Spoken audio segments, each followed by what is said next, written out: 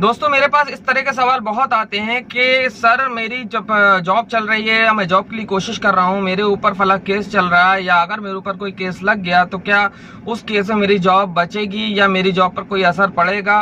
क्योंकि police verification होता है जॉब के मामले में, सरकारी जॉब के मामले में, तो उसमें क्या असर पड़ेगा? तो दोस्तों यही मैं आज की वीडियो में आपसे बताने वाला हूँ। तो मैं आपका दोस्त फरहान, लास्ट तक देखिएगा वीडियो को, बहुत ज़रूरी जानकारी आपको देने जा रहा हूँ। और अगर आपने फॉलो किया तो आपकी जॉब कहीं नहीं जा रही।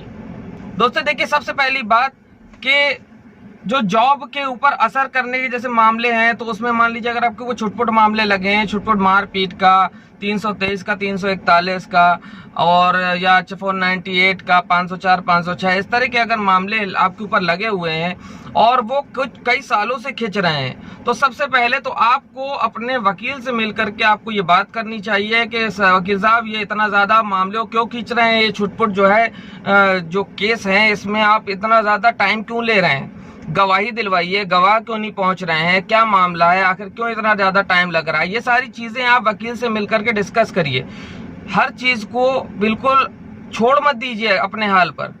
वकील आपने किया बहुत अच्छी बात है, लेकिन आपको भी एक्टिव रहना चाहिए कि आप वकील से मिल करके बराबर फॉलोअप लेते रहें। ऐसे लोगों का जो केस है वो वकील भी बहुत ही केयरफुली हैंडल करते हैं, लापरवाही नहीं करते इस चीज में। तो फिर बाद में हम लोग कह देते हैं वकील ने जो है टाइम खींच दिया, 6 साल लग गए, 10 साल लग गए। हमारी खुद की भी गलतियां होती हैं बहुत सारी। तो एक बात तो ये हो गई। अब आपका मान लीजिए कोई केस है, तो आप अपने वकील से क्या कह सकते हैं? आपको मैं सारे रास्ते बता रहा हूँ। देखिए, इसमें पहली चीज देखिए ये है कि आप सीधी सी बात एक समझ लीजिए कि आपके ऊपर अगर कोई आरोप लगा है तो इसका मतलब आप अपराधी नहीं हुए। अभी तो जब तक मामला अंडर ट्रायल है तब तक आप अपराधी नहीं हुए। यानी कि आरोप तो किसी के ऊपर भी लगाया जा सकता है, उससे आपकी जॉब पर कोई असर नहीं पड़ने वाला। प्रेजेंट अगर जॉब चल रही तो असर नहीं पड़ने वाला, अगर जॉब आपको मिलनी है तो वो भी मिल जाएगी, उसका भी कोई असर नहीं पड़ने वाला। पुलिस इंक्वायरी का अगर वेरिफिकेशन होता है तो उसमें जो जांच में पूछा जाए तथ्य आप उसमें लिख दीजिए, मेरे ऊपर ये केस चल रहा है, अंडर ट्रायल है, आरोप लगाया गया है, वही पुलिस वेरिफिकेशन हो जाएगा। आप लाइबल हैं, एलिजिबल हैं सरकारी जॉब के लिए, आपके ऊपर कोई असर नहीं पड़ने वाला। कब तक? जब तक कि आपको सजा ना हो जाए। ठीक है।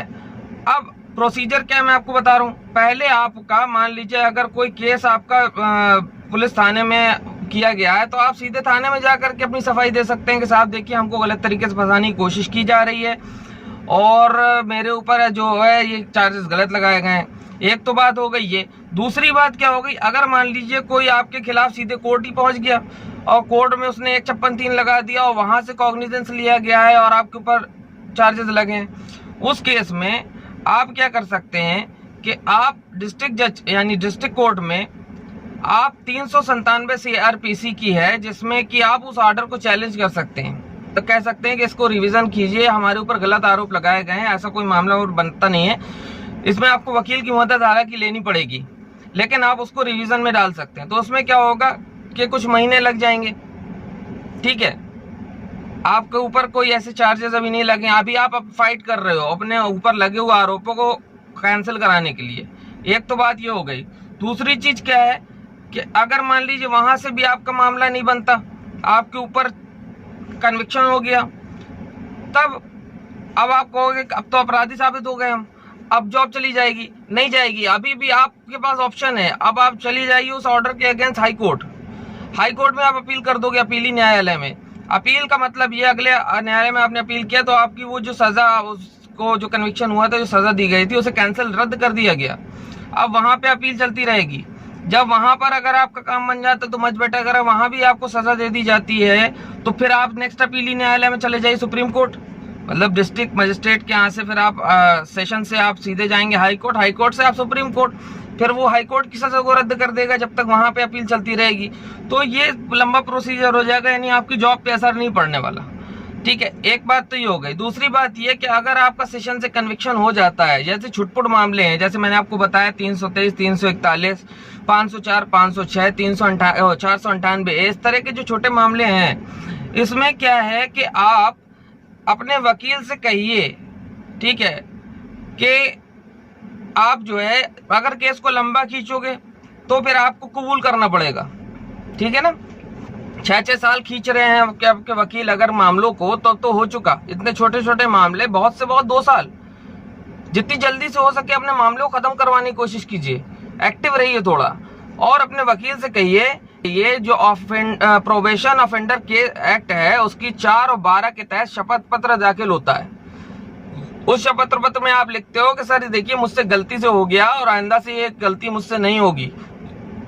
इसका आप एडवांटेज ले सकते हैं। ये आप वकील से कहिए कि आप प्रोबेशन ऑफेंडर एक्ट की धारा 4 और 12 का इस्तेमाल करके मुझको जो है क्लीन चिट दिलवाइए। तो उसमें न्यायालय उसका आपको बेनिफिट दे सकता है, आपसे एक शपथ पत्र ले सकते हैं कि आइंदा से आपको कोई भी इस तरह की गलती आपसे नहीं होगी। तो जो भी जुर्माना वगैरह लगेगा थोड़ा बहुत दे करके अपने आप को क्लीन चिट करा सकते हैं आप। आपकी जॉब पे कोई असर नहीं पड़ेगा। और अगर आपका वहां से मामला नहीं बनता है, मैंने आपसे बताया, तो सेशन से आप हाई कोर्ट से सुप्रीम कोर्ट, और इस तरह के मामलों में बहुत लंबा वक्त भी खिंच जाता है अपील करते करते। तो ये मान लीजिए कि आपकी जॉब पे कोई असर नहीं पड़ेगा।